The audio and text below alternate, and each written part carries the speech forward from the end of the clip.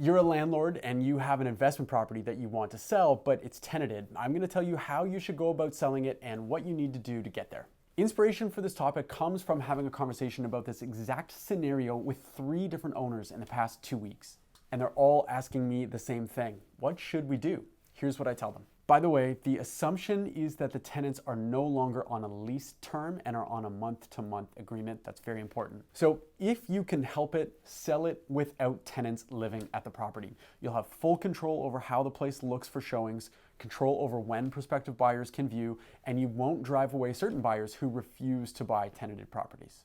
And if it's vacant, you still have potential investors in your pool of buyers since they'd be able to set their own rent and pick their own tenant. Now note that putting your place on the market is not a legal reason for evicting a tenant. You can only do that if you've sold and the buyers want to use the place for themselves. So make sure that you respect the tenant's rights if they choose to live in the property while it's on the market. So what you want to do is let them know that you're planning on selling and your preference is to have them move out before you sell. You're going to have a conversation with them about timing. Is there a move-out date down the road that they'd be comfortable with? Make sure it's at least 2 months away, but plan this talk far enough in advance that if they'd want 3 months, no problem.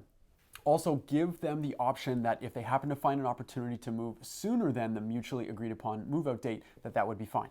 You're also going to offer to pay them 1 month's rent on the day that they move out. If you had sold the place with them in it and the buyer stated that they wanted it for personal use, you'd have to pay that fee anyway, so be fair and offer that up. If you can agree to all of this, both of you should sign a mutual release so that everyone is on the same page and things are communicated formally in writing. Have a separate formal agreement that you'll pay a month's rent on the day that the tenant vacates. Now tenants, if you've made it this far without sending me hate messages, here's how this kind of agreement benefits you.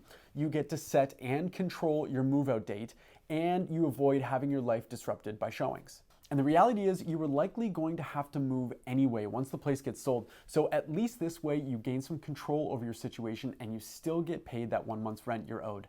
However, if you live in, say, a triplex, there's a chance that you might not be evicted once the property sells. So you really have to look at your situation and decide what's in your best interest based on the circumstances of the place in which you live. One big downfall of selling it vacant is your carrying costs. Rental income has stopped coming in and the property will be empty during the listing preparation time, the time that it's on the market, and the time between when you reach an agreement with a buyer and the closing date. In an ideal world, all of that is no longer than about a month and a half. It could be longer if you're not organized. You'll want any repair work, cleaning, staging, photos and media all ready to go after the tenant vacates. Otherwise, the time the place sits empty increases, which costs you more money.